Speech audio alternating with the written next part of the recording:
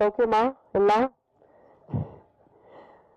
நான் என்ன சொல்றேன், நம்ம தமிழ்நாடு மக்களுக்கு அவ்வளோ பெரிய டிமாண்ட் இன்னும் கிடையாது. அவருக்கு என்ன வேணும்? படம் வேணும்னா அந்த படம்ல என்டர்டெயின்மெண்ட் இருக்கணும்.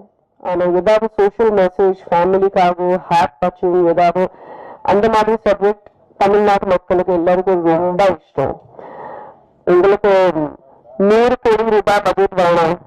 உங்களுக்கு டெஃபினெட்லி ரொம்ப மிக பெரிய மியூசிக் டைரக்டர் கூட தேவையில்லை. இல்லைன்னா people who charge 500 rupees for direction அந்த மாதிரி யாரும் தேவையில்லை. ஏதாவது நல்ல இந்த மாதிரி ஸ்டோரி லைன், ஹார்ட் டச்சிங், ஆனால் ரியல் மெசேஜ் இருக்கு அந்த மாதிரி கதை நம்ம தமிழ்நாடு மக்கள் எல்லாருக்கும் ரொம்ப இஷ்டம். அண்ட் நான் நினைக்கிறேன் சுரேஷ் காமாட்சி சார் உங்களுக்கு ஏற்கனவே நான் வாழ்த்துக்கள் சொல்றேன். ஏன்னா இதே டைம் நம்ம நாட்டில் இப்போ ஸ்போர்ட்ஸ் செக்டர்ல ரொம்ப ப்ரோக்ரஸ் இருக்கு. நீங்க தான் பாருங்க, 15 வருஷம் முன்னாடி 10 வருஷம் முன்னாடி அவ்வளோ பெரிய ஸ்போர்ட்ஸ் ஆடு நம்ம நாட்டில் இல்லை. Everybody knew Sachin Tendulkar, Kapil Dev and Sania Mirza, அவர் தான்.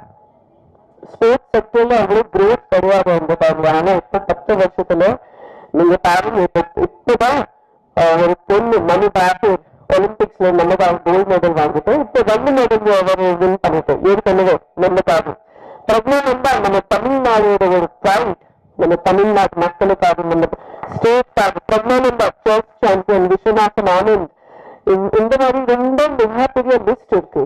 ஏன் அது இப்பதான் போயிட்டு இருக்கு? ஏன்னா பிகாஸ் இப்போ ஸ்போர்ட்ஸ்க்காக ரொம்ப நிறைய பெனிஃபிட்ஸ் இருக்கு, நிறைய ஸ்கோப் இருக்கு. ஸோ ஒரு வேலை உங்களுக்கு கூட உங்க சொசைட்டில உங்க ஃபேமிலியில யாரும் ஒருத்தர் தெரியும், ஒரு பேபி ஒரு குழந்தை அவருக்கு ஸ்போர்ட்ஸ்ல ரொம்ப இன்ட்ரெஸ்ட் இருக்குன்னு கண்டிப்பா அவருக்கு என்கரேஜ் பண்ணிக்கலாம். Sports God bless you. Sports will make a person very disciplined. ஒரு வாட்டி நீங்க வாழ்க்கையில டிசிப்ளின் ஆகும், அதுக்கப்புறம் வேற எல்லா மேட்டர்ஸ் ஆட்டோமேட்டிக்லி சார்ட் அவுட் ஆகும். ஸோ ஸ்போர்ட்ஸ் மிகப்பெரிய ஒரு benefit. You will become very fitness freak, you will become discipline and அதுக்கப்புறம் வாழ்க்கையில கொஞ்சம் எல்லாம் ஈஸியா வரும். ஸோ ஐ திங்க் ஸ்போர்ட்ஸ் நம்ம எல்லா குழந்தைகளுக்காக ரொம்ப ரொம்ப முக்கியம். எங்களுக்கு எல்லாம் ஜேர்னலிஸ்ட் அவங்களுக்கு எல்லாருக்கும் ஒரு ரிக்வெஸ்ட். இப்போ நான் வெளியில வந்த வாட்டி இந்த கேஸ் ரொம்ப க்ளோஸ் பர்சன்ல பார்த்தேன். இந்த பேக்கெட்ல இந்த சைட்ல போன் போடாதீங்க, தயவு செஞ்சு போடாதீங்க. இங்க இருக்க 90% நீங்க எல்லாம் இங்கதான் போன் போட்டுட்டு இருக்கீங்க உங்க பாக்கெட்ல. உங்களுக்கு நிஜமா தெரியாது இந்த ரேடியேஷன் உங்க ஹேர் பிளாக்கேஜ்க்காக, உங்க ஹேர் அட்டாக்காக ரொம்ப மிகப்பெரிய காரணம். ஸோ தயவு செஞ்சு எங்க பாக்கெட்ல போடாதீங்க. வேணும்னா ஒரு பவுச் இப்படி கிராஸ் பாடி போடுங்க, ஏதாவது ஆப்ஷன் பாருங்க. உங்க எல்லாருக்கும் உங்க ஃபேமிலியில எல்லாம் லவ் பண்ற. So we have to live healthy and beautifully for our family. உங்களுக்கு எல்லாருக்கும் நல்வாழ்த்துக்கள். ஏற்கனவே இவ்வளவு அழகான ஒரு ஸ்கிரிப்ட் கண்டுபிடிச்சு நீங்க இதை ஷூட்டிங் பண்ணி இதை இப்போ ரிலீஸ் பண்ண போறீங்க. இந்த மாதிரி சப்ஜெக்ட் அவ்வளோ ஈஸியா ஷூட்டிங்காக அப்புறம் ரிலீஸ்க்காக அவ்வளோ ஈஸி இல்லை. ஆனா ரொம்ப இன்ட்ரெஸ்டிங், ரொம்ப ஹார்ட் டச்சிங் சப்ஜெக்ட் இருக்கு. ஸோ ஃபுல் காஸ்ட் எல்லாருக்கும் என்னோட ஆல் தி பெஸ்ட், நல்வாழ்த்துக்கள். நன்றி. Already successful. ஃபர்ஸ்ட் 2 ரீசன் சொல்றேன். நம்பர் 1, நம்ம டீம். நிறைய பேர் யோசிப்பாங்க, எனக்கு ஒரு 5 கோடி கொடுத்தா படம் பண்ணிடுவேன், படம் பண்றதுக்கு என்ன இருக்கு, பணம் தானே. பணம்ன்றது வந்து primary. But when it comes to படம் அப்படின்னு எடுக்க போகும்போது வர்றது first team. So I congratulate full வெற்றிஸ் டீம். ஏன்னா வெற்றியோட பேர்லயே வெற்றி இருக்கு. ஸோ அங்கிருந்தே வெற்றி ஸ்டார்ட் ஆகுது. ஸோ இந்த படம் ஆல்ரெடி சக்சஸ் என் பொறுத்த வரைக்கும். ரெண்டாவது வந்து எப்போ வந்து ஒரு படம் பார்த்து ஒரு ஹைலி சக்சஸ்ஃபுல் ப்ரொடியூசர்ஸ், நிறைய எஸ்டாப்ளிஷ்டோட ஸ்டார்ஸோட பண்ணியிருந்த ஒரு ப்ரொடியூசர் வந்து முன்னாடி வராரோ, இது நான் எடுத்துக்கிறேன் அப்படின்னு, அதுவும் ஒரு சக்சஸ் இண்டிகேஷன் தான். ஸோ இதுல வந்து ஃபர்ஸ்ட் வந்து I want to congratulate Suresh Kamatchi sir. Sir இது வந்து ஜஸ்ட் மேடையில் வந்து சொல்றதுக்கான ஒரு விஷயம் கிடையாது. உங்க மாதிரி நீங்க வந்து இது இன்ஸ்பிரேஷன். உங்களை பார்த்து நிறைய ப்ரொடியூசர்ஸ், தமிழ் ட்ரேட் தெரிஞ்ச நிறைய ப்ரொடியூசர்ஸ் வந்து வரணும். இதுக்கு நான் ஏன் இவ்வளோ ஸ்பெசிஃபிக்காக சொல்றேன்னா, நாங்களும் ப்ரொடியூஸ் பண்ணி அது எப்படி கொண்டு போனோம்னே தெரியல இண்டஸ்ட்ரியில் இருந்தாலும் கூட. So it is very difficult. ஏன்னா ஒரு ஸ்டாக் மார்க்கெட் எப்படி ஒரு அப் அண்ட் டவுனாக டே அவுட் மாறுதோ, இன்னைக்கு நம்ம ஒரு விஷயம் பேசுவோம், நாளைக்கு அந்த விஷயம் இங்கே இருக்காது. So it's very difficult. வெளியில போய் நம்ம ஈஸியாக பணம் பண்ணி எடுக்கிறது ஈஸி. பட் இங்கே வந்து அதுக்கான கைடாக இருந்து ஒரு காமாட்சி சார் வந்து இந்த படத்தை எடுத்து அடுத்து வந்து நாளைக்கு ஆகஸ்ட் 9th ரிலீஸ் பண்ணுறாருன்னா it's gonna be 100% success. I wish the entire team, wishing you all the best. Ringesh, don't worry.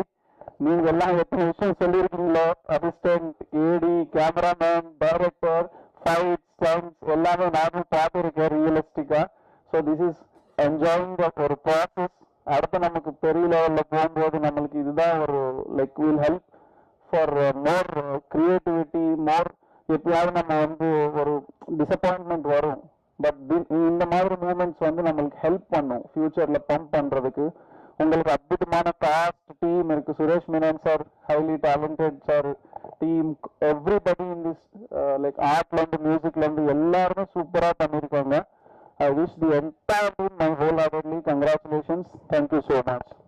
இவ்விழாவிற்கு வந்திருக்கும் பத்திரிகை மற்றும் ஊடக நண்பர்கள் அனைவருக்கும் எனது மாலை வணக்கம். நாற்கரப்போர் இந்த படம் வந்து எங்க ஊரை சொந்த அண்ணன் வேலை பண்ணவர்கள் தயாரிச்சிருக்காரு. அவர் வந்து எங்கிட்ட கதை இந்த படத்தை வந்து சொல்லும் போது நான் ஆச்சரியமா இருந்தது. இப்படி ஒரு கதையை அவர் தேர்ந்தெடுத்ததுக்காக அவருக்கு முதல்ல வந்து நன்றி சொல்லணும், வாழ்த்துக்கள் சொல்லணும். ஒரு புது தயாரிப்பாளர் இப்படி ஒரு கதையை தேர்ந்தெடுத்து பண்ணணும்னு நினைச்சது வந்து அவருக்கு உண்மையாகவே அவருக்கு வந்து நம்ம வாழ்த்து சொல்லணும். அந்த இயக்குனரும் அந்த கதையை வந்து மிக நேர்த்தியா பண்ணியிருக்காரு. இங்க வெற்றி தோல்வியெல்லாம் வந்து சகஜம். ஒரு படம் எடுக்கிறோம், ஒன்னா நம்ம வெற்றி பெறணும், ஒரு ஓடி கலெக்ஷன் ஆகும் அப்படின்றதெல்லாம் வந்து தாண்டி நம்ம வந்து நம்ம சிறப்பாக செஞ்சு நம்ம வேலை சிறப்பாக செஞ்சுருக்கோம், அவ்வளவுதான். அதுக்கப்புறம் வந்து அவர் ரசிகர்கள்ட்ட போகும்போது அது எப்படி அவங்க வந்து ஏற்றுக்கவும் செய்யலாம், ஏற்றுக்காமல் இருக்கலாம், ஒவ்வொருத்தருக்கும் ஒரு பார்வை இருக்கும். ஸோ அதை பொறுத்து தான் வெற்றி தோல்வியும் தீர்மானிக்கப்படுது. வெற்றி பெற்ற படங்கள் வந்து பெரிய படம் சொல்றோம், தோல்வி பெற்ற படங்கள் சின்ன படங்கள் சொல்றோம். மற்றபடி பட்ஜெட் வச்சுலாம் எந்த படமும் பெரிய படம் சின்ன படங்களா இல்லை, சிறிய படங்களே இன்னைக்கு பெரிய கலெக்ஷன் எல்லாம் பண்ணிக்கிட்டு இருக்கு. என்ன பொறுத்தவரை நான் வேலை படங்களுக்கு என்ன பண்ணேன்னா, இங்க வர தயாரிப்பாளர்கள் 90% என்னன்னா ஒரு படம் எடுப்பாங்க. அந்த படத்துல அவங்களுக்கு நிறைய கசப்பான அனுபவங்கள் இருக்கும். அந்த படம் வந்து நிறைய பேரங்கள் பெற்றிருப்பாங்க, பொருளாதார இலக்குகள் இருப்பாங்க. ஆனா ஒரு அனுபவம் கிடைச்சிருக்கும். அந்த அனுபவம் தான் அவங்களுடைய முதலீடு. அது என்ன நம்ம விட்டு இடத்துல முடிக்கணும், வெளிச்சு இருக்கின்றதா வெளியில போய் தர முடியாது. அப்ப நம்ம தொடக்க இடத்துல போறோம், நம்ம சினிமால தான் விட்டுருக்கோம். நம்ம இந்த அனுபவத்தை அடுத்து ஏன்னா அனுபவமே இல்லாம ஒரு தொழில், அனுபவமே இல்லாம ஒரே தொழிலுமே தயாரிப்பாளர் தொழில் தான். பணம் இருக்குன்னா அந்த பணம் எடுக்கலாம். யாராவது ஒருத்தர் கூட்டு வந்துடுவாங்க, கூட்டு வந்து பணம் எடுக்க வச்சுட்டு நம்ம வந்து அந்த பணத்தை போட்டு திரும்ப ரிலீஸ் பண்ணும்போது ஒரு பெரிய சேலஞ்சா இருக்கும். ஆனா அந்த பிரச்சனைலாம் இல்லாம வேளாண் பண்ண வந்து தைரியமா ரிலீஸ் ஆகி கொண்டு வந்திருக்கான்றது வெற்றி உண்மையாவே லக்கி. ஏன்னா வந்து ஒரு படத்தை எடுத்து ரிலீஸ் கொண்டு வருதான் நீ சேலஞ்ச், படத்தை எடுத்து எல்லாம் எடுத்துக்கலாம். அப்ப இப்படி ஒரு தயாரிப்பாளர் கிடைக்கிறதா ரொம்ப கஷ்டம். அதை வந்து அவர் சிறப்பா வந்து செஞ்சிருக்காரு. அவருக்கு இந்த படம் வெற்றி படம் ஆகணும்னா தொடர்ந்து ஒரு பண்ணிச்சிருந்தாலும் தொடர்ந்து அவர் பயணிக்கணும். ஏன்னா கோவமே படாம அவர் கோவப்பட்டு அவர்கிட்ட நான் ஒரு 6-7 வருஷம் பார்த்தீங்கன்னா கோவப்பட்டு பார்த்து ஒரு சிரிச்ச முடிக்கே இருப்பார். எவ்வளவு டென்ஷனா இருந்தாலும் சிரிச்ச முடிக்கே இருப்பார். ஸோ இப்படிப்பட்ட தயாரிப்பாளர்கள் எல்லாம் பண்ணிச்சிருந்தாவுக்கு தேவைப்படுது. இந்த படத்தில் நடிச்ச லிங்கேஷா இருக்கட்டும், சுரேஷ்நாத் சாரா இருக்கட்டும், அபர்ணிதியா இருக்கட்டும், எல்லாருமே வந்து அவங்களுடைய பாக்குறாங்க தெளிவா பண்ணியிருக்காங்க. நான் சின்ன பையன் உட்பட எல்லாருமே நல்லா பண்ணியிருக்காங்க. அபர்ணிதி மிக சேவை பண்ணியிருக்காங்க. ஆனா இன்னும் ஒரு வருத்தம்னா அந்த அபர்ணிதி வந்து இன்னைக்கு இந்த ஃபங்க்ஷனுக்கு வரல. அது தொடர்ந்து நம்ம தமிழ் சினிமாவில் ஒரு சாபத்தோட ஆயிடுச்சு, ப்ரமோஷனுக்கு வரமாட்டான் அப்படின்ட்டு. அந்த அபர்ணிதியை வந்து நாங்க வந்து நீங்க இந்த மாதிரி ப்ரமோஷனுக்கு வரணும் அப்படின்னு சொல்லி அவங்களுக்கு கால் பண்ணி கூப்பிட்டு தயாரிப்பாளர் கூப்பிட்டுருக்காங்க. கூப்பிட்டதுக்கு வந்து அவங்க நான் வரமாட்டேன், எனக்கு ப்ரமோஷனுக்கு தனியாக காசு கொடுக்கணும் அப்படின்னு கேட்டாங்க. இது புதுசா இருக்கு, ப்ரமோஷனுக்கு தனியாக காசு கொடுக்கணும் புதுசா இருக்குன்னு சொல்லிட்டு அப்படி வந்து சொன்னாங்க. நான் வந்து அவங்க பொண்ணுகிட்ட வந்து நான் அடிச்சு பேசுறேன், மாதிரி வந்து பப்ளிசிட்டிக்கு நீங்க கண்டிப்பா வரணும், இங்க வந்து சினிமா வந்து இருக்கு நிலைமை ரொம்ப மோசம் இருக்கு. இப்போ வந்து ஒரு படத்தை எடுத்து ரிலீஸ் கொண்டு வரதே பெரிய விஷயம். அப்ப நீங்க பப்ளிசிட்டி நீங்க வரணும்ல, நீங்க வராம இருக்கணும் நான் இல்லை அப்படின்னு மாதிரி சொன்னோம். அதுல இல்லை நான் வர முடியாது. ரெண்டாவது அவங்க 2-3 கண்டிஷன் வச்சாங்க, அதெல்லாம் கொஞ்சம் பெரிய கான்ட்ரவர்சி ஆகிட்டாங்க. அவங்க வச்ச கண்டிஷன்ஸ்லாம் வந்து நான் ஸ்டேஜ்ல யாரோட உட்காரணுன்ற வரைக்கும் அவங்க டிக்ளேர் பண்றாங்க. நான் உட்கார ஸ்டேஜ்ல இவங்க எல்லாமே உட்காரணும், எனக்கு ஈக்குவலா நம்ம தான் உட்காரணும் அப்படின்ற வரைக்கும் பேசினாங்க. எனக்கு என்ன இப்படி பேசுவாங்க ஒரு ஆர்டிஸ்ட் வந்து என்ன வேணுமே தூங்க இப்படி பேசிட்டு இருக்காங்க. நீங்க ஒண்ணு பண்ணுங்க, உங்களுக்கு வந்து நான் சொல்றது புரியல, நீங்க வேணா நடிகை சங்கத்தை கம்ப்ளைண்ட் பண்ணுங்க, இந்த மாதிரி வந்து இந்த படத்தை கூப்பிட்டு ப்ரொமோஷன் கொடுத்தாங்க, நான் வரமாட்டேன்னு சொல்றேன், என்ன பிரச்சனையா இருந்தாலும் பேசுவோம், நீங்க நடிகை சங்கத்துல சொல்லுங்க. அப்படி இவரும் தயாரிப்பாளர்கிட்ட ஒரு கம்ப்ளைண்ட் கொடுத்துருக்காங்க, அந்த கம்ப்ளைண்ட் வந்து தயாரிப்பாளர் கொடுத்துருக்காங்க, அவங்க வரலன்னு நினைக்கிறேன், அது என்ன ஆச்சுன்னு தெரியல. அப்ப நடிகை சங்கத்துல நீங்க சொல்லுங்க, நடிகை சங்க உரிமையே இல்லைன்றாங்க. சரி இவங்க என்னதான் பண்றது, நீங்க வர்றீங்களா வந்து வரணும், நான் முடியாது, எனக்கு 3 லட்சம் ரூபாய் கொடுத்தா நான் வர்றேன் பப்ளிசிட்டிக்கு, இல்லைன்னா வரமாட்டாங்க. ரொம்ப நன்றி, உங்களுக்கு 3 லட்சம் ரூபாய் கொடுத்து நாங்கள் பப்ளிசிட்டி பெண்கள் வாங்கிட்டு அப்படின்னு சொல்லிட்டு விட்டாச்சு. அப்புறம் 2 நாள் பொறுத்து கால் பண்ணாங்க, சாரி சார் நான் தெரியாம பேசிட்டேன், யாரும் தெரியாம பேசிட்டேன் சார், நான் நினைச்சீங்கன்னா நான் வந்து அந்த ஃபங்க்ஷனுக்கு வர்றேன், நான் ப்ரொமோஷன்ஸ்க்கு வரேன், இது சாரி பரவாயில்ல, நீங்க சப்போர்ட் பண்ணுங்க. அந்த இயக்குனர் வந்து புதுசா படம் பண்றாரு, உங்களோட இன்னொரு கலைஞர்கள் நடிச்சிருக்காங்க, நீங்க கொஞ்சம் பெண்கள் வேணாலும் வந்தீங்கன்னா அவங்க சப்போர்ட் பண்ணி அதுக்கும் வாங்கன்னு சொன்னேன். அதுக்கப்புறம் என்ன ஆச்சுன்னு தெரியல, அவங்க வரலன்னு நினைக்கிறேன். என்ன சொன்னேன், உங்கள்கிட்ட ஏதாவது பேசுனாங்களா? அவுட் ஆஃப் ஸ்டேஷன்ட்டாங்களா? ரைட்டு, அப்படியே இருக்குங்க, அவுட் ஆஃப் ஸ்டேஷனே இருக்கட்டும், உள்ள வர வேண்டாம், தமிழ் சினிமாவுக்கு இப்படிப்பட்ட நடிகைகளே தேவையில்லை, அவங்க அவுட் ஆஃப் ஸ்டேஷனே இருக்குது தமிழ் சினிமாவுக்கு நல்லது. ஏன்னா அந்த மாதிரி பொலிசர்கள் வந்து காயப்படுத்திட்டு பணம் போட்டு படம் எடுத்தவங்க காயப்படுத்திட்டு அவங்க தமிழ் சினிமாவுக்கு என்ன நடக்கிறாங்க, அவுட் ஆஃப் ஸ்டேஷன் அப்படியே இருக்கேன். இதை கூட நீங்க எதுக்கு சொல்றாங்க, மற்ற தேவைகளை தெரிஞ்சுக்கணும்னு சொல்றேன். ஒரு நடிகைகள் எப்படி இருக்காங்க அப்படின்றது தெரிஞ்சுக்கணும் சொல்றாங்க. கோமல் சிவன் படத்தில் நடிக்கிற கூப்பிட்டுருக்காங்க, வந்திருக்காங்க, நம்பிக்கை அவங்க பிசினஸ் கூப்பிட்டாங்க, வந்திருக்காங்க. ஸோ பிரமாணிகள் இல்லைன்னா என்ன ஆக்டிவிட்டின்னு தெரியல, ரொம்ப வருத்தமான ஒரு விஷயமா இருக்கு. அப்ப எல்லாரும் என்னை பத்தி சொன்னாங்க, நான் வந்து படம் சரியான படம் அப்படிலாம் கிடையாது. நான் எனக்கு வந்து அண்ணன் வந்து நம்ம ஊருக்காரு, சரி அவருக்கு சப்போர்ட் பண்ண அப்படின்னா ஏதாவது நல்ல படங்கள்லாம் நமக்கு வந்து சமீபத்தில் நான் மீரா கோவில் ஒரு படம் பார்த்தேன், மிகச்சிறந்த படம். படம் எழுதி வச்சுங்க, அந்த படம் வந்து தமிழ் சினிமாவில் வந்து படம் பெருசா பேசுறேன், அந்த மாதிரி ஒரு படம். எனக்கு ஒரு படம் பிடிச்சதுன்னா எனக்கு அந்த படம் வந்து ஏதாவது ஒன்று பண்ணணும்னு எனக்கு மனசுல வந்து ஊக்குறோம்லான்னு நம்பி எனக்கு கதை பிடிக்கணும். ரெண்டாவது அந்த படம் ஏதாவது ஒரு கருத்து இருக்குன்னா பண்ணுவேன், இல்லைன்னா வந்து அவங்க பெருசா நாட்டம் போடுவார். அப்படிதான் அந்த அப்படி பார்க்கப்பட்ட படங்கள்ல இந்த நேரத்தில் போடுவோம். எனக்கு வந்து இதில் பேசக்கூடிய அரசியல் எனக்கு ரொம்ப பிடிச்சிருந்து, இது வரைக்கும் யாரும் சொல்லாவே இருக்கு. நான் நீங்க சொன்னாலும் அந்த கண்டென்ட் மாதிரி இவனுக்கு இந்த விஷயம் வந்து ஏற்கனவே யாரும் தொடாத ஒரு ஏரியாவை அந்த இயக்குனர் பெற்றிருப்பாரு, அது நேர்த்தியாக இருப்பாரு. ஸோ அதனால இந்த படத்துக்கு வந்து நம்ம ஆதரவு கொடுக்கணும் அப்படின்னு நினைச்சிட்டு இந்த படத்துக்கான ஆதரவுலாம் ஆரம்பிச்சோம். தயாரிப்பாளர்கள் முக்கியம் அப்படின்லாம் இல்லை. இன்னைக்கு ஈவினிங் எனக்கு ஏற்பட்ட ஒரு படம், நீங்களாம் ஒரு பேசும்போது எனக்கு வந்து எனக்கு மைண்ட்ல ஃபுல்லாக தான் ஓடிட்டு சாயந்தரம் ஏற்பட்ட ஒரு கதைப்பான அனுபவம். சமீபம் பார்த்தீங்கன்னா நான் பத்திரிகையாளர்கள் எல்லாருமே நல்ல நண்பர்கள், எல்லாருமே என்னுடைய சகோதரர்கள், எல்லாரும் நான் நெருங்கி பேசக்கூடிய எல்லாருமே நேரடியாக பேசக்கூடிய நண்பர்கள் எல்லாருமே எனக்கு இந்த இருக்க பத்திரிகையாளர்கள் அத்தனை பேருமே நேரடி தொடர்பில் இருக்கிறவங்க எல்லாருமே அண்ணன் தம்பியா பழகக்கூடிய ஒரு சமீபமான ஒரு வாரங்கள் வந்து தொடர்ந்து வனமான பற்றி வாரணாசி வந்துட்டே இருந்தது. எனக்கும் நமக்கும் பிரச்சனை, எனக்கும் பணத்தினால பிரச்சனை எனக்கு சொல்றாங்க. நான் கடந்து போகுது என்ன பஞ்சாயத்து, ஒருவேளை பஞ்சாயத்துல நீங்களே உங்களோட தீர்த்து வச்சுட்டு போயிருங்க, எங்க பேருக்கு பஞ்சாயத்துனா பரவாயில்ல நீங்களே தீர்த்து வச்சுட்டு போயிருங்க அப்படின்னு கூட எனக்கு எதுக்கு எழுதுறாங்க. இந்த இது பிரச்சனை ஒரு போயிட்டு இருக்கும்போது நீங்க சாயந்தரம் அதே பத்திரிகையில இருந்து ஒரு இன்டர்வியூ வந்திருந்தாங்க, அதே வார இதழ், ஒரு முன்னணி வார இதழ் இன்டர்வியூ வர்றாங்க. அந்த பத்திரிகையில பணியாற்ற அத்தனை உண்மையினுடைய நண்பர்கள். அவங்க வச்ச கேள்வி வந்து எனக்கு உண்மையாவே வந்து மிகப்பெரிய ஒரு கோபத்து. முன்னாடி அப்படி நீங்க பத்திரிகையில எங்களுக்கு கேள்வி கேட்டீங்க, ஒரு கேள்வி கேட்டீங்க, நாங்க பதில் சொல்லுவோம், அதுக்கு ஒரு துணை கேள்வி கேட்டீங்க, அந்த நம்மளோட பதில் வந்து ஒரு துணை கேள்வி கேட்டீங்க. இதெல்லாம் வந்து ஜேர்னலிஸ்ட், இவங்க வந்து பத்திரிகையாளர்கள், அந்த அந்த தரத்துல வந்து நீங்க பத்திரிகையாளர்கள். ஆனா ஒரு கேள்வி கேட்டா நான் ரவிநாத் வந்து அதை பார்த்து பிரமிச்சிருக்கேன், அவரோட கொஸ்டின்ஸ் தான். அப்படி நான் பத்திரிகையாளர் வந்து ரொம்ப நேசிக்கக்கூடிய ஆள். எனக்கு சோசியல் மீடியாவில் யாராவது ரொம்ப அளவா எழுதியிருந்தாங்கன்னா ஆர்டிகல் இல்லை தெளிவா படிச்சிருந்த ஆர்டிகல்ஸ் நான் வந்து எனக்கு ரொம்ப பிடிக்கும். அது எனக்கு ஒரு சோசியல் மீடியா வந்து பேஸ்புக்ல வந்து நிறைய பேரை வந்து நான் ஃபாலோ பண்ணுவேன். நான் உங்களுக்கு கமெண்ட் கொடுக்க அதெல்லாம் கிடையாது, நான் ஃபாலோ பண்ணுவேன் என்ன எழுதுவாங்க. அப்போ ஒரு இன்டர்வியூ வந்திருக்காரு, இன்டர்வியூ வரும்போது ஒரு 15 கொஸ்டின் வச்சிருக்காரு. இப்போ நான் வந்து கொஸ்டின் வந்து கேட்கறது பண்றது அப்படிங்கிறது வந்து ப்ரிப்பேர் பண்ணி வந்துடுது. வந்துட்டு அந்த கொஸ்டின் வச்சு கேள்வி வந்து கேட்ட கேள்வி எல்லாமே அமைச்சர் வந்து எல்லாத்தையும் பேசணும். கடைசி ஒரு கேள்வி கேட்டாரு, பேனா வச்சு படம் எடுத்தவங்களாம் ரோட்டுக்கு போயிட்டாங்க. நீங்க எப்போ ரோட்டுக்கு போயிருக்கீங்க? எனக்கு வந்துருச்சு. பேனா வச்சு படம் எடுத்தவங்க ரோட்டுக்கு போயிட்டாங்க, நீங்க எப்போ ரோட்டுக்கு போறீங்கன்னு ஒரு பத்திரிகையில கேட்க வேண்டிய கேள்வி ஆகுது. நான் வீட்டு வந்து திரும்பி அந்த பத்திரிகையாளர் கேட்டேன்னா, உங்களை மாதிரி பத்திரிகையாளர்லாம் வச்சுட்டு அந்த பாரதிகள் அவர் என்னைக்கு ரோட்டுக்கு வருவாரு அப்படின்னு கேட்டேன்னா இது எப்படி இருக்கு? எனக்கு ரொம்ப இன்னைக்கு இந்த மாதிரி நான் வந்து உட்கார்ந்துருக்கோம், எனக்கு மைண்ட்ல தான் ஓடிட்டு இருந்துச்சு. இவங்க எல்லாம் பேசும்போது எனக்கு வந்து அந்த செய்தி மட்டும் மைண்ட்ல இருக்கு. எப்படி இப்படி கேட்கிறாங்க? ஒரு படத்தை கோடி கணக்கில் போட்டு எடுக்கிறேன், ஒரு ஒரு ஒரு தகுதியான ஒரு கேள்வி இல்லாம இப்படி வந்து நீங்க எப்ப ரோட்டுக்கு வருவீங்க அப்படின்னு கேட்டா என்ன கேள்வி இது? எப்படி ஏற்றுக்கிறது என்னன்னு எனக்கு தெரியல.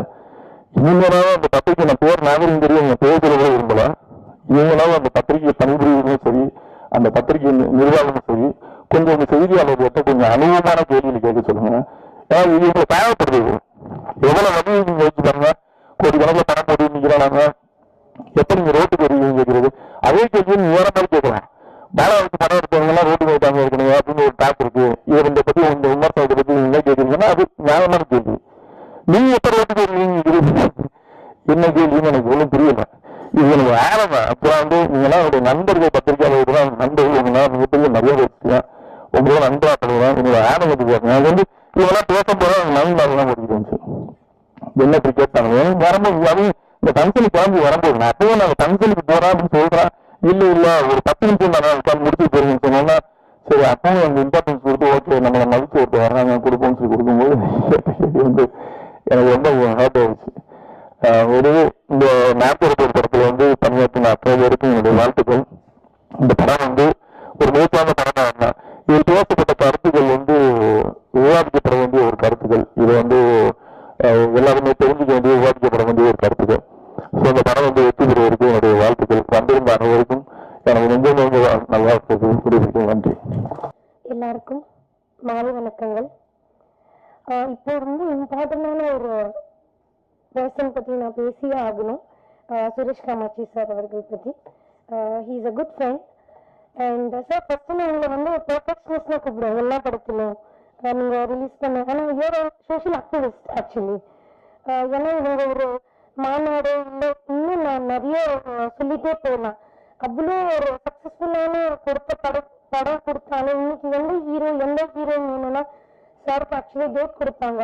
ஆனால் அதை தாண்டி கூட அவங்க இயக்குன படம் மிக மிக அவசரம் இருக்கட்டும், ப்ளஸ் இன்னைக்கு இந்த சப்போர்ட் பண்ணிட்டு இருக்கிற இந்த படம் இருக்கட்டும், சமூகத்துக்கு நான் எப்படி ஒரு உதவியா இருக்க முடியும். நான் பேசுறதுக்கு முன்னாடி அவங்க பேசினாங்க சொசைட்டிக்கு நான் எப்படி போயிட்டு இதுவா பண்ண முடியும், அங்க போண்டா போயிட்டு எல்லா விஷயத்தை பத்தி பேச முடியும். ப்ரொடியூசர்ஸ் வந்து ஓகே நான் என்னோட ப்ராஃபிட் என்ன லாபம் என்ன மட்டும் பார்த்துட்டு இருக்காம சமூகத்துல நடக்கிறது இல்ல ஃபிலிம் இண்டஸ்ட்ரியில நடக்கிற எல்லா விஷயத்துக்குமே போயிட்டு அவங்க குரல் கொடுப்பாங்க.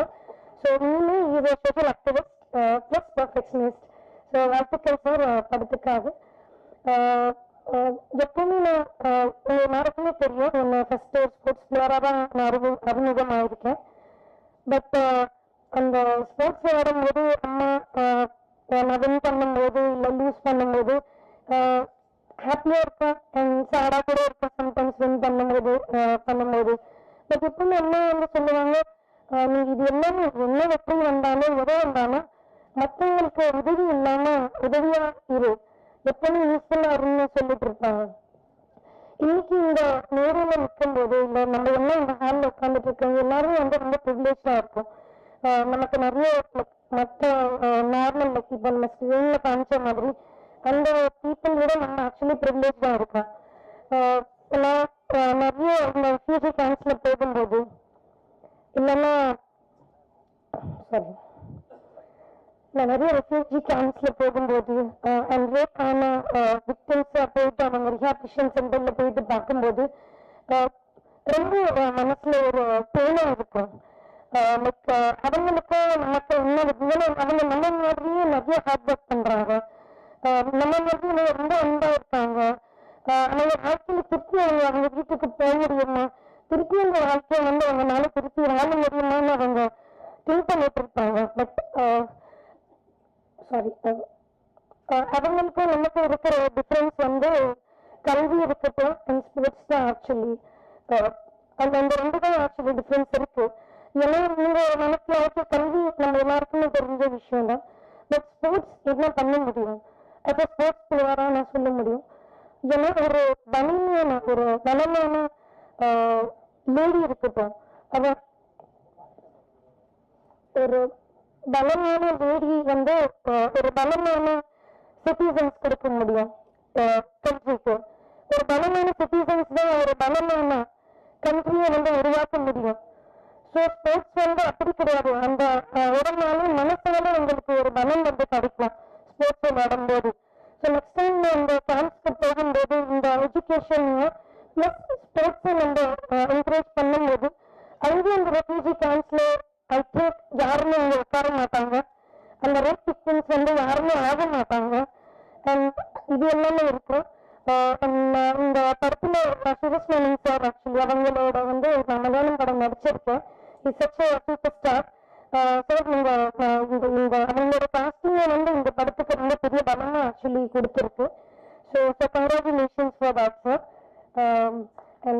இப்படியே இந்த இவ்வளோ நல்ல நல்ல விஷயத்துக்கு நான் எப்பவுமே சப்போர்ட் பண்ணிட்டு இருக்கேன். நந்தன் ஜான் சார்க்கு நான் நன்றி சொல்லணும். நான் எப்பவுமே வந்து சொல்லிட்டு இருப்பாங்க, நாங்க உட்காந்து நாங்க இந்த படம் அடுத்த இது பண்ணணுமா இல்லை ஹிந்தி பண்றோமா, அது பேசாம நம்ம இந்த மாசம் இந்த வாரம் நம்ம என்ன சேரிட்டி பண்ணலாம், நம்ம போயிட்டு என்ன பண்ணலாம், ஏன்னா உங்களோட பவர் இருக்கட்டும், உங்க இது இருக்கட்டும், அது எல்லாமே நீங்க மக்களுக்கு யூஸ்ஃபுல்லா இருங்க. ஸோ அவங்க ஒரு கமர்ஷியல் எதுவுமே யோசிக்காம இப்போ இருக்கிற திங்ல ரொம்பவே ஹியூமனேட்டேரியன் ஹியூமனே வந்து ரொம்ப யோசிப்பாங்க. So thank you sir for that. இந்த படம் ரொம்ப பெரிய வெற்றியா வர்றதுக்கு என்னோட வாழ்த்துக்கள். தேங்க்ஸ். எல்லோருக்கும் வணக்கம். இண்டஸ்ட்ரியில் எல்லாருக்கும் தெரியும், நான் ஜாஸ்தி பேச மாட்டேன். 46 வருஷத்தில் கம்மியாக பேசின டெக்னீஷியன் நான் தான். So I just wish the producers, the team and the director all the best. Thank you. கொஞ்சம் பதட்டமாக இருக்கு. படப்பிடிப்பு தளத்தில் வந்து மைக்கை பிடிச்சி எல்லாத்தையும் வேலை வாங்குறது அது ஈஸியாக நடந்துடும். இந்த மாதிரி ஒரு ப்ரெஸ் அண்ட் மீடியா அவங்க முன்னாடி வந்து பேசுறது கொஞ்சம் பதட்டத்தை கொடுக்குது. எல்லாருக்கும் இருக்கிற முதல் படம் அந்த பதட்டம். அனைவருக்கும் மேலே மாலை வணக்கத்தை தெரிவிச்சுக்கிறேன். வந்திருக்கக்கூடிய பத்திரிகை நண்பர்கள், ஊடக நண்பர்கள், இணையதள நண்பர்கள் அனைவருக்கும் நன்றி கலந்த வணக்கத்தை தெரிவிச்சுக்கிறேன். அப்புறம் மேடையில் அமர்ந்திருக்கிற திரைத்துறையை சார்ந்த, திரையில் தவிர்க்க முடியாத ஒரு முக்கிய பங்கு வகிக்கிற இயக்குநர்களே, முக்கிய பங்கு வகிக்கிற தயாரிப்பாளர்களே, முக்கிய பங்கு வகிக்கிற அனுபவம் வாய்ந்த மூத்த கலைஞர்களே, உங்கள் அனைவருக்கும் எனது நன்றி கலந்த வணக்கத்தை தெரிவிச்சுக்கிறேன். அதுக்கப்புறம் நாற்பது படத்துடைய டெக்னீஷியன்ஸ் அனைவருக்கும், நடிகர்கள் அனைவருக்கும் எனது நன்றி கலந்த வணக்கத்தை தெரிவிச்சுக்கிறேன். அதுக்கப்புறம் இங்கே வந்திருக்கிற பார்வையாளராக வந்திருக்கிற அனைவருக்கும் என்னுடைய நன்றி கலந்த வணக்கத்தை தெரிவிச்சுக்கிறேன். நாற்கரப்போர் அப்படின்னா என்ன அப்படின்ற அந்த ஒரு கேள்வி எல்லார்ட்டையும் இருக்கு. அது ஒரு பேசு பொருளாக இருக்கு. அந்த பேர் வந்து ஒரு பேசு பொருளாக இருக்கு. அதுக்கு முதல்ல நம்ம பார்த்திபன் சார்கிட்ட தான் முதல்ல நான் வந்து இந்த தலைப்பை எடுத்துட்டு போய் பார்த்திபன் சார்கிட்ட தான் நான் சொன்னேன். அவர் வந்து இந்த தலைப்பை வந்து அப்படியே வச்சுக்கோ, இது வந்து ஒரு பேசு பொருளாக மாறும், கூகுள் எல்லாம் வந்து சர்ச் பண்ணி பார்ப்பாங்க அப்படின்னு சொல்லி அவர் சொன்னார். அவருக்கு ரொம்ப நன்றி இந்த டைம்ல நான் அவருக்கு சொல்லிக்கிறேன். நாற்கரப்போர்னா என்ன அப்படின்னா, நாற்கரம் அப்படின்றது ஒரு 4 பக்கங்களை இணைக்கக்கூடிய அந்த சதுரத்துக்கு பேர் தான் நாற்கரம்னு சொல்லி சொல்லுவாங்க.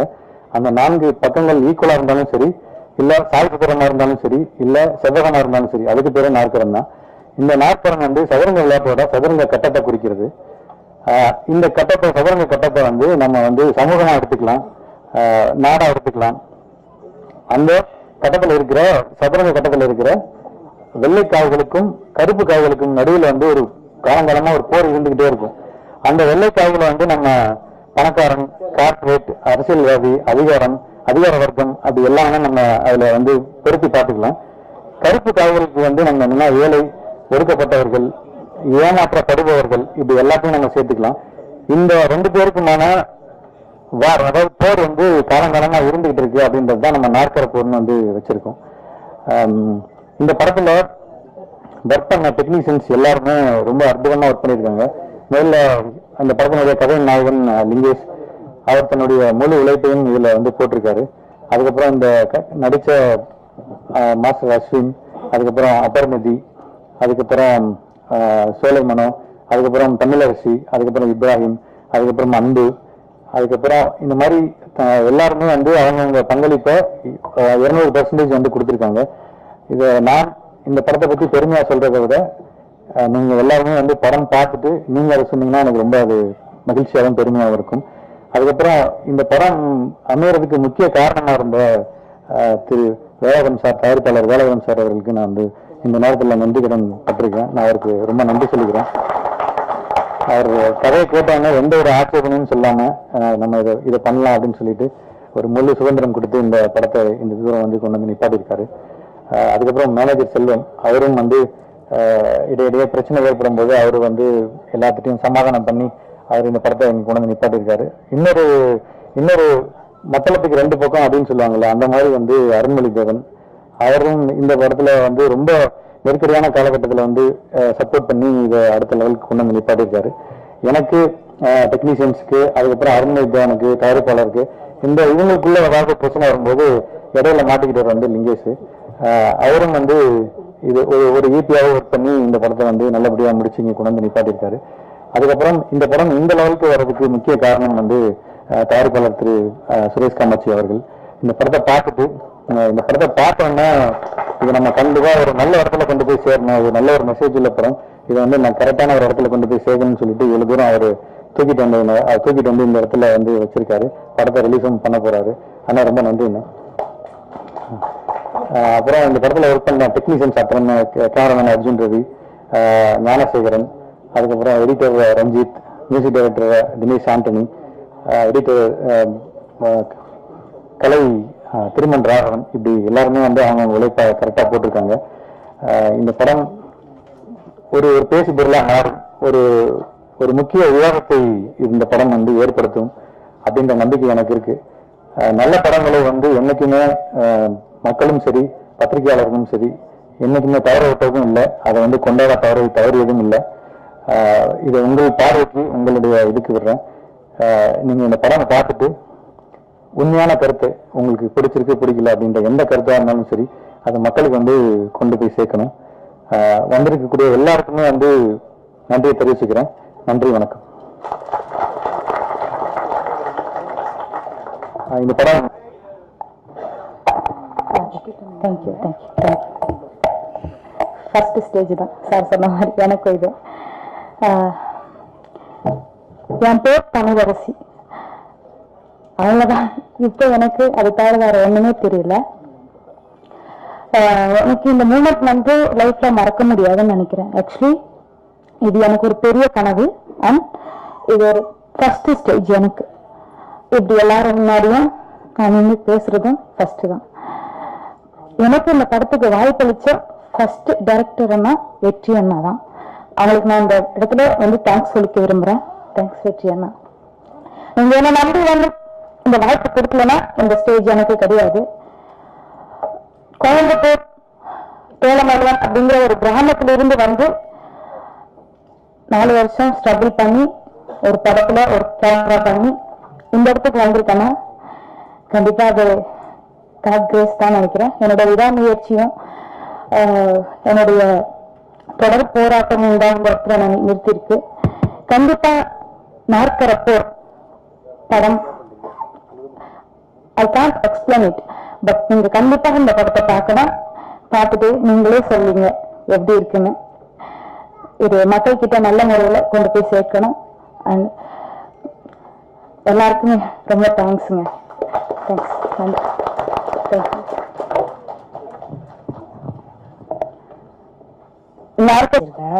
அதுலேருந்து வந்ததுதான் அந்த நாற்கரா போர். டைரக்டர் கூப்பிட்டு இந்த மாதிரி கதையெல்லாம் சொன்னாரு. அந்த கதை பிடிச்சிருந்துச்சு, அதனால நடித்தேன். உங்களுக்கு பிடிச்சிருந்தீங்கன்னா நீங்கள் ஆதரவு கொடுங்க. தேங்க்ஸ்.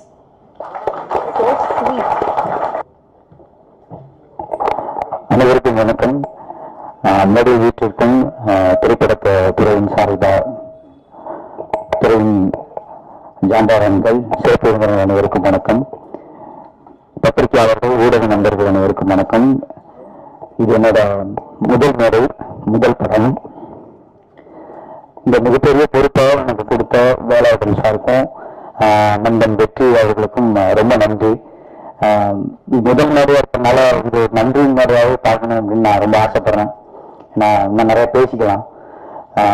அதனால ஃபர்ஸ்ட் இந்த ஒரு பெரிய பொறுப்பை கொடுத்த வேலாயுதம் சாருக்கும் வெற்றிக்கும் நன்றி. லிங்கேஷ் எனக்கு பர்சனலாக நன்றி, ஏன்னா ரொம்ப சப்போர்ட்டாக இருந்தார் எனக்கு. அதுக்கப்புறம் நான் இதுதான் வாழ்க்கை அப்படின்னு சொல்லிட்டு சென்னை வந்தப்போ என்னை ரொம்ப கேர் பண்ணி பார்த்துட்டு எனக்கு நிறைய விஷயங்கள் சொல்லி கொடுத்து இன்னைக்கு அவரால் வர முடியல. அதனால அவங்களோட பேர்லாம் சொல்றேன். இசையமைப்பாளர் திரு சந்தோஷ் நாராயணன் அவர்களுக்கு ரொம்ப நன்றி. பாடலாசிரியர் விவேக் அண்ணாக்கு நன்றி. சி சத்யா, விஷால் சந்திரசேகர், அப்புறம் நண்பன் டோனி பிரிட்டோ, இவங்க எல்லாமே எனக்கு என்னோட ஆரம்ப படத்துல ரொம்ப சப்போர்ட்டிவா இருந்தாங்க. அதனால அவங்களுக்குலாம் நன்றி. அப்புறம் இந்த படத்துல ஒர்க் பண்ண டெக்னீஷியன்ஸ் சின்ன, சுஜய், ராஜேஷ், மலையரசன், சாம் சுந்தர், சூரஜ், அப்புறம் இந்த படத்துடைய அனைத்து பாடல்களையும் எழுதிய புகழேந்தி மற்றும் ஜெரால்டு உங்களுக்கு நன்றி. மற்ற எல்லா டெக்னீஷியனுக்கும் நன்றி.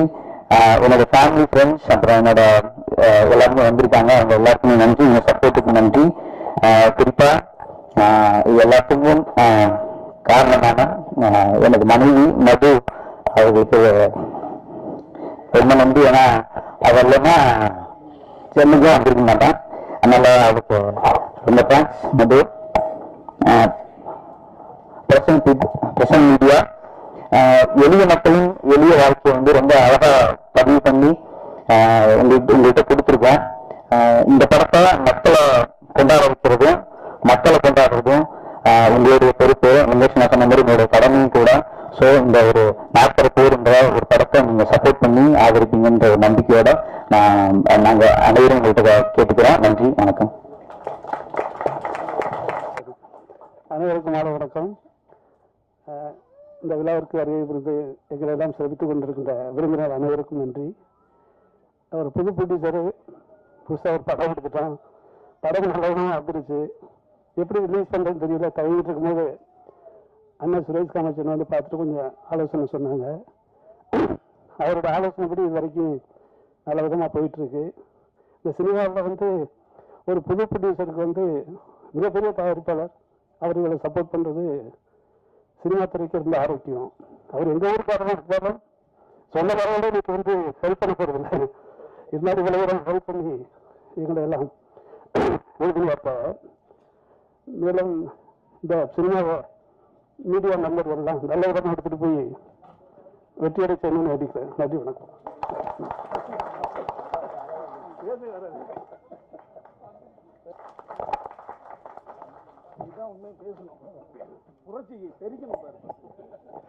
தோழர்கள் அனைவருக்கும் வணக்கம். நாற்பரப்பூர் அந்த ட்ரெய்லர்ல வந்து ரொம்ப 2 விஷயங்கள் இருக்குது. ஒன்று வந்து இந்த துப்புரவு பணியாளர்களோட வாழ்க்கை நிலை, அப்புறம் இந்த சமூகத்தில் தொடர்ச்சியாக ஒரு 2 பிரிவினருக்கும் நடக்கிற ஒரு இடைவராத போர். அது ரொம்ப முக்கியமானதா இருக்கு. இன்னைக்குதான் வந்து நம்ம இந்த விளையாட்டை பற்றியே பேச வேண்டியது இருக்குது. விளையாட்டை பற்றி, விளையாட்டுக்குள்ள உள்ள அரசியல்களை பற்றி மிக சமீபமா ப்ளூ ஸ்டார் இந்த மாதிரி படம் எல்லாமே பேசுது. அது தொடர்ச்சியாக இன்னும் நிறைய பேச வேண்டிய ஒரு தளமா இருக்கிறது ரொம்ப முக்கியமானதா இருக்கு. அந்த தளத்தை தனது முதல் படமா எடுத்திருக்கிற தம்பி வெற்றிக்கு என்னோட முதல் வாழ்த்துக்கள். இதை வந்து யோசிக்காம ஒரு முதல் பட தயாரிப்பாளரா தயாரிச்ச வேலாயுதம் அவர்களுக்கும், இந்த படத்தை திரைக்கு கொண்டு வர இருக்கிற சகோதரர் சுரேஷ் காமாட்சி அவர்களுக்கும் இந்த நேரத்தில் நன்றியை தெரிவித்துக் கொள்கிறேன். பொதுவாக நம்ம வந்து பார்க்கும்போது விளையாட்டுல மட்டும் தான் நீங்க பார்த்தீங்கன்னா 2 பிரிவா விளையாட்டை பிரிக்கலாம். ஒன்று வந்து உடல் உழைப்பு சார்ந்த விளையாட்டு, இன்னொன்று மூளை சார்ந்த விளையாட்டு அப்படின்னு. இந்த உடல் உழைப்பு சார்ந்த விளையாட்டுல பார்த்தீங்கன்னா இந்த கருப்பு காலம் இருக்குல்ல, அதுதான் இருக்கும் எல்லா இடத்துலையுமே. நீங்க உலகம் முழுக்க பார்த்தீங்கன்னா கால்பந்தாட்டமா இருக்கட்டும், எல்லாத்துலையும் பார்த்தீங்கன்னா கருப்பின மக்களும் உடல் உறுதி வாய்ந்த மக்களும் வந்து தொடர்ச்சியா வந்து அதுல சாதனை புரிஞ்சுட்டே இருப்பாங்க. ஆனா இந்த ஒரு பொய்யான கட்டமைப்பு என்னவா இருக்குதுன்னா, உடல் உறுதியா இருக்கிறவனுக்கு வந்து மூளை வந்து இருக்காது அப்படிங்கிறது தொடர்ச்சியாக சில சோம்பேறிகளும் சில உழைப்பு சுரண்டி பிழைக்கிற ஒரு கூட்டம் வந்து நம்ப வச்சுக்கிட்டே இருக்குதுங்க தொடர்ச்சியா. அதுதான் ரொம்ப முக்கியமான புள்ளியா இந்த படத்துல நான் பாக்குறேன்.